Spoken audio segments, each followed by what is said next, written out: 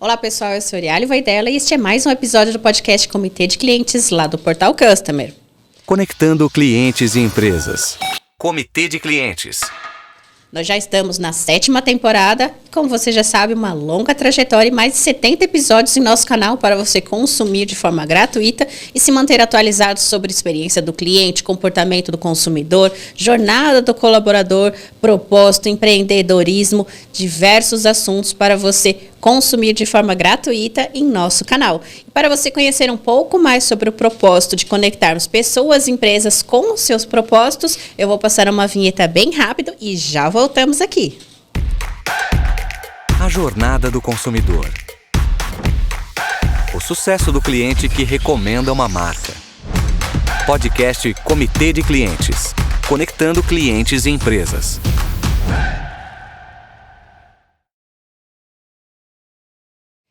Estamos de volta aqui, eu vou falar rapidamente sobre o nosso patrocinador especial da temporada, que é a NICE, líder soluções em telecomunicações e em Omnichannel para transformar a experiência do consumidor de sua empresa e cativar ainda mais para aumentar os lucros de sua companhia e além de tornar esse consumidor mais feliz com a sua marca. E para você conhecer um pouco mais sobre o propósito da NICE, eu vou passar uma vinheta e já voltamos com a nossa convidada especial do dia. NICE CX1. A solução digital em nuvem da NICE, que entrega experiências extraordinárias em toda a jornada do cliente. Orquestração de jornada, autoatendimento inteligente, agentes preparados. NICE CX1. Uma experiência, uma jornada, uma nuvem, um passo à frente. E agora que estamos aqui de volta, estou com a Karen, muito feliz que ela aceitou esse convite e vamos falar muito sobre propósito, carreira, engajamento, motivação, um pouquinho de cada coisa com muita alegria. Mas antes vou convidá-la a se apresentar a vocês e contar um pouquinho da sua história. Karen, muito obrigada por ter aceitado esse convite, uma honra receber você aqui na casa do podcast Comitê de Clientes. E para que todo mundo te conheça, quem é a Karen? Bom, primeiro, obrigada, Euri. Quando você fala que é uma honra, eu é que agradeço, né? É o meu primeiro podcast. Já fiquei muitas vezes em frente às câmeras, mas é muito bom estar aqui. E principalmente com você, porque você tem um coração generoso, você tem sensibilidade e tem muito a ver com o que eu faço na minha vida. Eu humanizo empresas. E muitas vezes as pessoas perguntam o que é humanizar empresas, o que significa isso? Nos conte, o que é humanizar uma empresa, É trazer de volta todo o nosso talento, todas as nossas aptidões, aquilo que às vezes a gente deixa e se esconde para não sobressair além dos outros. Então eu criei uma metodologia para destravar o mindset das pessoas, principalmente com autoconhecimento, inteligência emocional. Então eu uso a capacidade de cada um para eles se reconectarem consigo mesmos e depois com a equipe. Então o trabalho, ele começa em você, para depois a gente poder repassar isso para as outras pessoas. E eles começam a ter um pouco mais de empatia, o faturamento da empresa aumenta, é inacreditável o que um trabalho desse faz. Porque quando a gente fala de humanizar, é realmente a gente resgatar o que nós temos de melhor. E quando você descobriu e se redescobriu, tudo muda. Tudo muda. Você fala, por que eu dormi tanto tempo? Porque a gente está adormecido. Eu vejo as pessoas, os adultos principalmente, muito adormecidos, sabe, sem esperança. E quando a gente fala de motivação, eu não gosto de motivação. Porque a motivação é uma coisa que tem que vir de dentro da gente. Sim. Eu sempre falo que eu ativo. Então, eu ativo você para que você se motive, para que você realmente faça alguma coisa. E é esse o meu mote. Se eu consigo transformar uma vida numa empresa, às vezes, com 6 mil, 10 mil funcionários, eu já fico muito feliz. Acho que é esse o meu grande propósito de vida. Propósito de vida. Um pouco do nosso propósito de vida, porque eu acredito muito, e eu sempre falo isso, que colaborador infeliz não faz cliente feliz. Não. Colaborador que está insatisfeito não faz cliente satisfeito.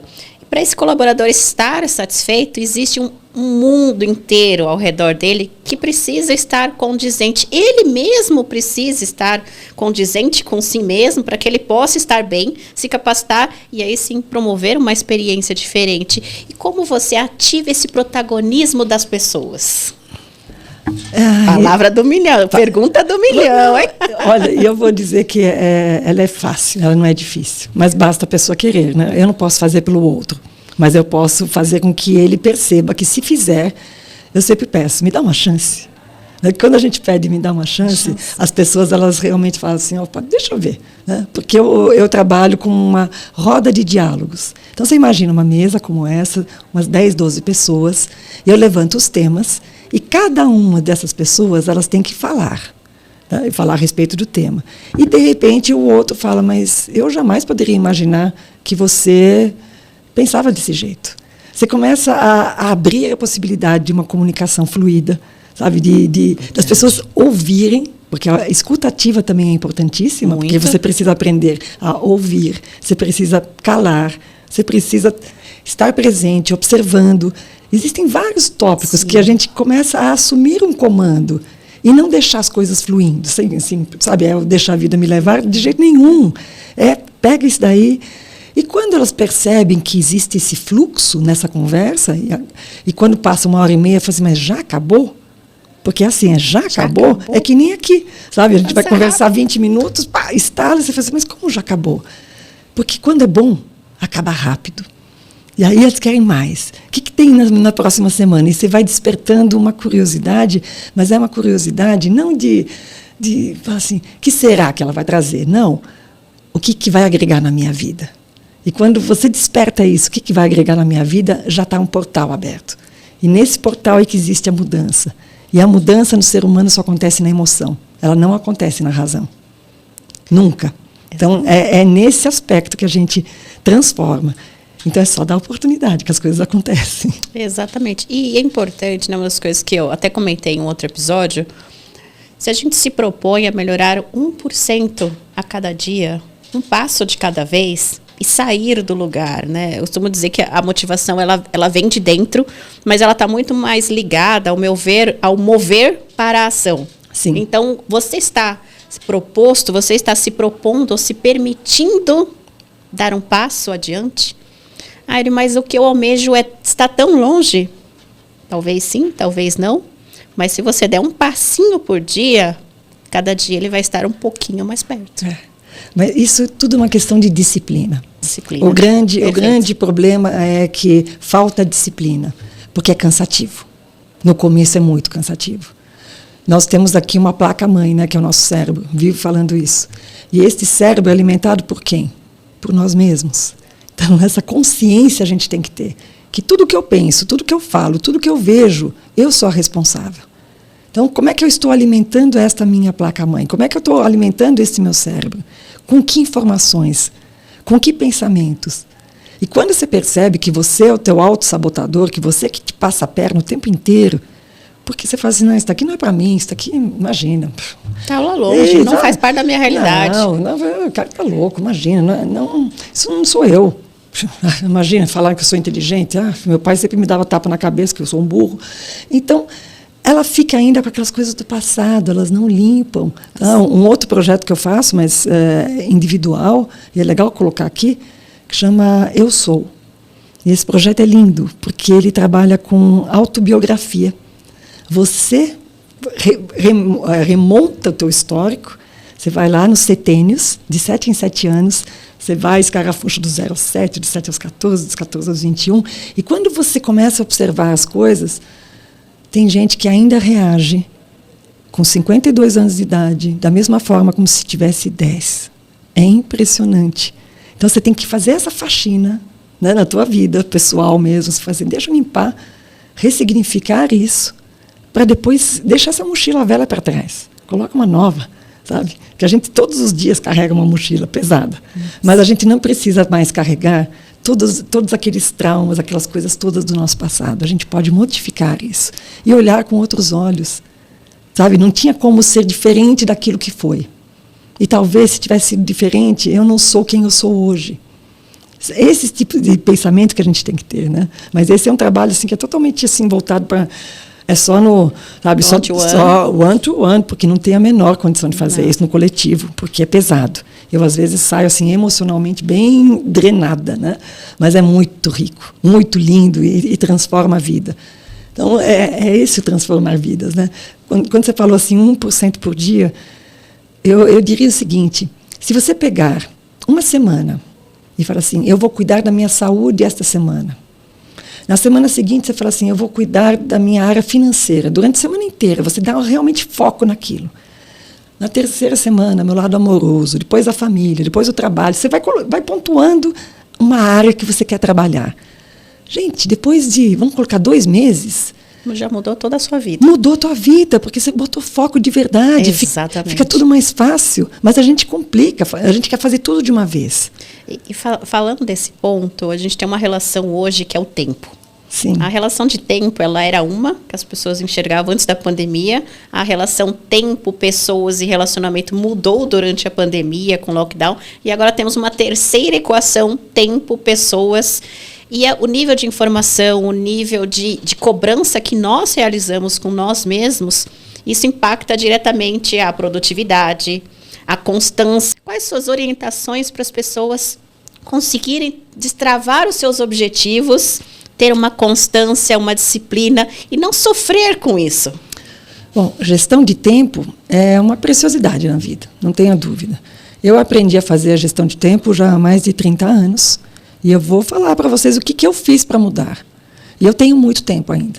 Eu tenho tempo livre. Eu fui almoçar com uma amiga, eu preciso falar isso, porque é uma real.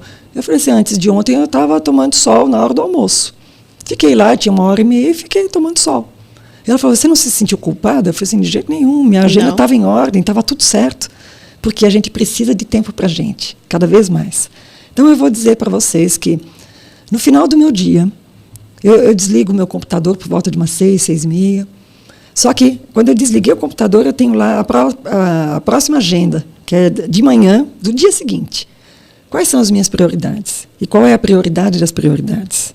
Então, eu anoto pelo menos 8, 10 prioridades, e depois eu elenco, assim, 1, 2, 3, o que é mais precioso. Eu não ligo o celular, eu não abro meus e-mails, eu não faço nada, enquanto eu não finalizar as prioridades. E eu consigo fazer isso, às vezes, em 1 hora. Se eu tivesse que encaixar isso na minha agenda sem ter feito esse planejamento, eu não conseguiria nem... E ainda coloco lá na prioridade do dia 3 horas de agenda livre. E para quê 3 horas de agenda livre? E se eu iria me convidar para fazer um podcast hoje? Eu tenho que ter um horário. Entendeu? A gente tem que ter. E se alguém me convidar para um café? Ah, gente, que coisa mais gostosa a gente parar no meio do caminho e falar assim, vou tomar um café com... É muito bom. A gente tem que fazer coisas que nos alimentem a alma também no meio do caminho. Então, se você fizer essa gestão de tempo, de prioridade, chegou no final do dia, você ticou todas.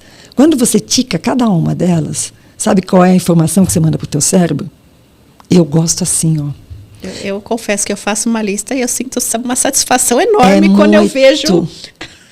E olha, e quando tudo você ticar, ticadinho. então outra dica para vocês que estão aqui assistindo a gente, quando você ticar, tica com colorido, que é o lado direito do cérebro, é o lado criativo, o lado da nossa leveza, né, o lúdico, e ele fica muito feliz, porque ele alimenta o nosso lado esquerdo do cérebro, que é o nosso lado intelectual e pragmático. Então, você escreve, então você está no lado esquerdo, né, fazendo a coisa tudo bonitinha, a tua listinha, né, o to-do list. Mas quando você vai ticar, tica com colorido, porque você está colocando os 2 lados do cérebro para funcionar. E eles se ajudam dessa maneira. Então você deixa lá colorido. Não é frescura feminina isso. Você pode ticar tudo de uma cor só. Tica de verde, azul, qualquer cor, mas que seja colorido. Porque assim você dá um estímulo. Não é só organizar. Porque eu ensino para as pessoas a alta performance com menos trabalho. E eu tenho alta performance com bem menos trabalho, eu tenho tempo para me divertir, tenho tempo para ficar com netos, de levar neto para a escola. Eu tenho tempo. Essa desculpa da gente falar eu não tenho tempo para nada é porque você é desorganizado. Vocês me desculpem, mas a realidade é essa. A real. Essa é a real. Essa é a real, se quiser. A realidade nua e crua.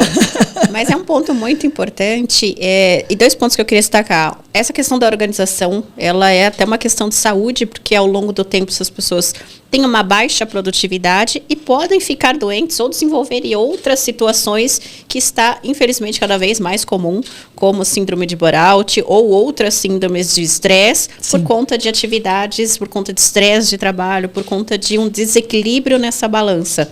Então, nós temos implicações até de saúde, e esse profissional que ele requer esse cuidado, ele não vai estar produzindo, de fato. Ele não vai ser um protagonista ali naquele momento que ele precisa cuidar. Então, isso acaba afetando outras áreas e vira uma bola de neve. Verdade. Então, esse equilíbrio, ele é muito importante.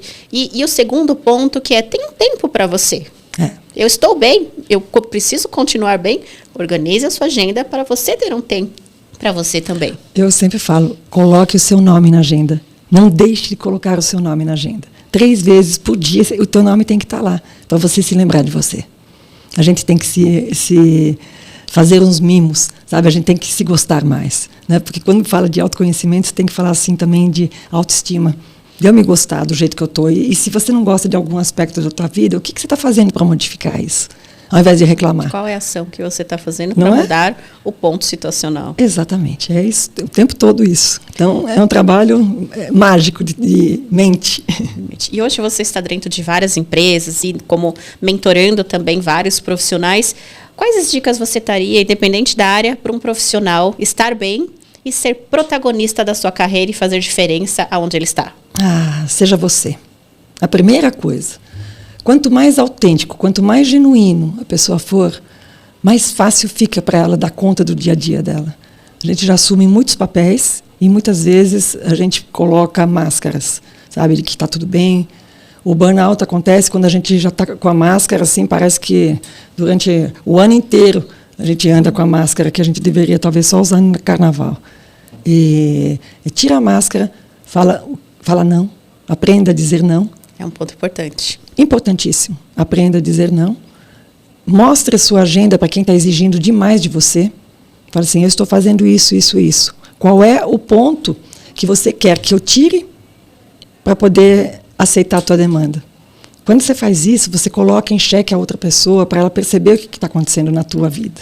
Então, se você for uma pessoa organizada e mostrar para a pessoa que, olha aqui, ó, eu não tenho brecha nenhuma.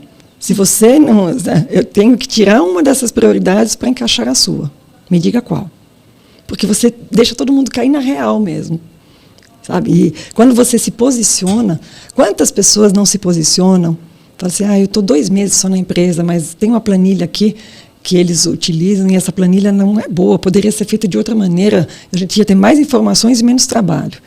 Por que ela não faz uma planilha dessa e mostra para alguém e fala assim, olha, tem uma maneira da gente poder transformar isso para a gente ganhar tempo, né, e poder trabalhar mais fácil e ter outros resultados?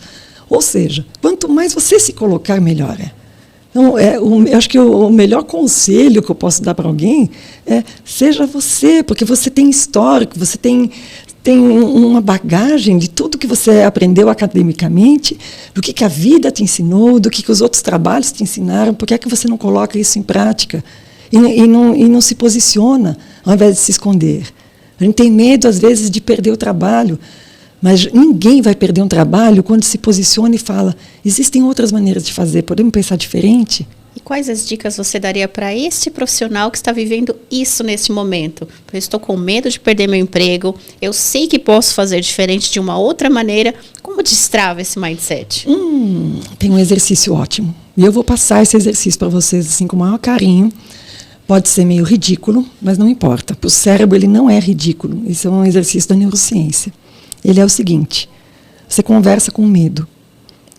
Prestem atenção nisso, gente. Depois vocês voltem o vídeo para anotar. Você vai perguntar, quem é você? Aí você responde, o medo. Qual é a sua função em mim? Te tirar do teu eixo. Com que autoridade você me domina? Aí você responde, com a que você me permite, né? Porque é como se o medo estivesse falando. É você que permite. Outra pergunta, como eu posso fazer para me livrar de você? Aí o medo respondendo, é não me dando alimento, me deixando morrer de fome. Feito isso, você imagina uma cena, como se fosse uma criança, brincando de esconde-esconde. E você vê aqueles pezinhos assim atrás de uma cortina. É muito fácil visualizar isso. Você vê aqueles pezinhos e aí você fala: medo, eu te achei, eu sei onde você está. E você está ficando cada vez menor e menor. Quando você visualiza isso, é inacreditável que 50%, já de cara, o teu medo já vai embora. É 50%, gente. Façam, para depois vocês podem até me mandar e-mail, telefone. Vocês podem, eu sei que eu vou receber agradecendo, porque é uma baita dica. É muito bom esse exercício, porque em algum lugar do teu corpo o medo ele se manifesta. Pode ser na mão, pode ser no peito, pode ser em qualquer lugar. Então, se você visualizar ele assim, como uns 2 pezinhos, um sapatinho lá de alguém atrás da cortina, isso pode ser para medo, para ansiedade, isso pode ser para as tuas fobias. Você usa este tipo de exercício para poder eliminar. E se não deu certo em uma vez, 2, faça quantas vezes forem necessárias, até acabar de vez com isso. Mas o medo a gente não acaba de uma vez, porque o medo é uma das nossas emoções básicas e a gente precisa ter, até para sobreviver. Para sobrevivência, sim. Mas o mais importante é você encarar os teus medos, porque aí você sobe alguns degraus. Alimentar é uma escolha. Então, a gente precisa conhecer esta nossa limitação, seja ansiedade, seja medo. E hoje as pessoas têm, né, por estudos, né, agora passamos, não faz muito tempo, o Dia Mundial da Felicidade. Sim. E eu olhei algumas estatísticas do ranking Brasil de felicidade. E nós não estamos tão bem ranqueados assim. Então, temos um mar de oportunidades para melhorar não só as pessoas, mas como os profissionais também dentro das empresas, e assim a roda girar, né? A pessoa estando bem em casa, ela vai ser um profissional melhor, ela vai trazer clientes mais felizes, o consumidor vai ficar mais feliz, e tudo isso se retroalimenta numa economia no país. Eu falei: Euri, mas o índice de felicidade da população interfere no PIB? Sim. Opa! Com certeza. Rapidinho. Galera, muito, muito. Verdade. Como que você enxerga esse ponto? Olha, felicidade é um estado de espírito e é uma decisão. Eu enxergo isso. Eu decido todos os dias ser bem-humorada e feliz. Isso é decisão. Como as pessoas fazem isso acontecer na sua visão? Na minha visão, novamente, eu vou colocar minha experiência de vida. Eu acordo todos os dias por volta de umas 5h30, 6 horas, e eu me reconecto. O que é se reconectar? Eu acordo as minhas células, falo assim: minhas células estão em perfeito funcionamento, eu acordo os meus músculos, sabe, minhas veias, minhas artérias, a minha massa encefálica. Eu vou conversando com o meu corpo todo, tipo, eu estou despertando. Quando a gente desliga um celular, ele desliga, e quando você liga o celular novamente, ele não leva um tempo. A gente não precisa restartar. Eu estou restartando mais um dia. Aí eu decido estar de bom humor, eu decido ser feliz, eu decido ter palavras sábias, sabe? Eu decido o que eu quiser, porque eu estou me alimentando do meu pensamento, das minhas palavras, da minha voz de comando. Eu recebi uma voz de comando aqui: nessa parede cinza, uma foto. Eu achei ótimo. É voz de comando que a gente precisa dar para o nosso cérebro, porque é isso que ele precisa. Tá? Ele precisa te respeitar, porque o cérebro tem uma tendência a entrar no modo avião. Sabe? Ele não gasta energia. Vai lá, fica lá 5 horas assistindo Netflix. É o que ele quer, porque ele não precisa gastar energia. E quando você coloca o cérebro para funcionar, de repente ele sabe quem é que está no comando. E ele te obedece. Então não existe mau humor, não existe... Claro que se acontecer uma tragédia, alguma coisa, claro que eu vou ficar triste. Mas eu não me mau humor, não existe essa palavra. Não existe. No meu vocabulário, mau humor, esquece. Sou eu que decido. Esse é um ponto interessante e muito importante. E muito forte. Muito. Sou eu que decido. Sou eu que decido absolutamente tudo na minha vida. É ficar no trabalho que eu não gosto. Eu tenho conta para pagar. Eu também tenho, gente. Eu também. Eu decidi ser PJ. Por decisão. Sabe? Por liberdade. Eu decidi pela liberdade. De poder, inclusive, escolher as empresas onde eu vou trabalhar. Porque a gente também pode demitir empresa. Olha que delícia. Eu posso demitir a empresa, porque a empresa não compactua com os meus valores pessoais. Eu já demiti alguns. Porque não tinha como. Né? Não existe eco. E onde não existe eco, onde não existe humanidade, onde não existe um respeito ao ser humano, não é o meu lugar. Simples assim. Isso é um ponto muito importante que eu acredito também. E hoje eu vejo que é um comportamento que está acontecendo cada vez mais. As empresas terem os seus propósitos muito valorizados e as pessoas também com os propósitos muito valorizados. Então, existem profissionais que eu não quero trabalhar nesta empresa porque o meu propósito não está alinhado a esta empresa. E vice-versa. E a empresa com o cliente. Então, é importante olhar, e um dos pontos que a gente colocou o nome do nosso propósito, conectando pessoas, porque elas se conectam ao todo o ecossistema, as empresas se conectam entre as empresas, e o propósito, porque ele tem que existir como base. Sim. E hoje, cada vez mais, marcas, pessoas valorizam propósitos. A gente tem que saber o que a gente veio fazer no mundo. Simples, sabe? Novamente, a decisão. A decisão. É a decisão. Né? Então, todos os dias a gente decide a nossa roupa, a gente decide o nosso humor, a gente decide como é que vai ser. E se tiverem a surpresa no meio do caminho, como é que você reage? É outra coisa, que também é decisão. É decisão. Você pode ter reação ou ação. A ação deixa, ele deve estar com pressa, se me cortou no caminho aí, no meio da avenida. Ele não deve estar bem. Ao invés de ir lá, acelera teu carro, faz a mesma coisa, reage de uma forma errada, né? E são decisões. São decisões. Eu comecei a estudar alguns anos atrás sobre comunicação não violenta. E ela fala muito sobre isso. Esse exemplo que você trouxe é um dos exemplos que a gente acabou estudando, né? Isso tem, acho que uns 10 anos que eu comecei a estudar isso. Tem um tempo. Mas é algo que eu estudo, continuo estudando até hoje, porque a reação do outro não necessariamente precisa gerar uma reação negativa da sua parte. Assim como empresas, assim como pessoas, assim como qualquer coisa. Só que para isso você precisa se conhecer, entender, olhar para dentro de si, uma comunicação de fato, devolver uma comunicação não violenta. E isso tudo com um conjunto de neurolinguística, eu fui trabalhando todo esse lado, porque a gente precisa melhorar. E quando a gente trabalha com clientes, nós vamos pegar clientes, por vezes, atritados, por vezes que estão insatisfeitos com alguma marca, ou que estão chateados porque alguma coisa aconteceu. E como que a gente vai lidar com esse consumidor? A gente vai devolver na mesma agressividade que ele está naquele momento, numa situação? Não! A gente tem que trazer calma para essa pessoa, para poder resolver juntos. Quantas vezes o cliente, ele só precisa, quando ele entra numa loja ou qualquer espaço, ele precisa ser ouvido. Exatamente. Ele quer acolhimento, ele quer, sabe, se sentir uma pessoa especial.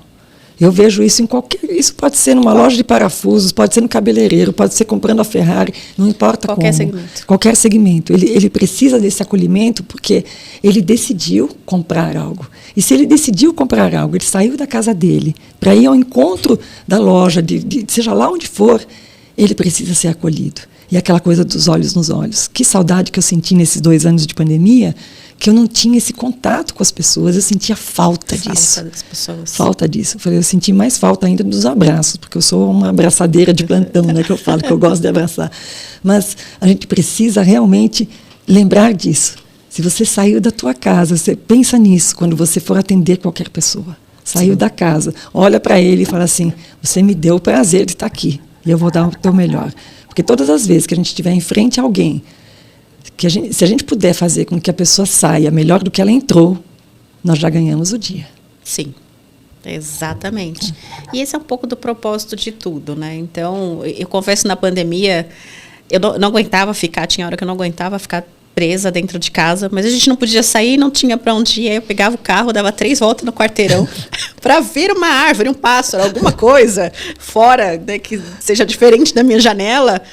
E voltava para cá, sem ter contato com ninguém, com segurança, etc. Mas eu precisava sair, porque esse contato humano, e para nós que trabalhamos com pessoas, trabalhamos com clientes, amamos as pessoas, você ficar ali olhando as pessoas só por câmera, chegava uma hora que eu falei, gente, eu tinha agonia, confesso, sem problema nenhum.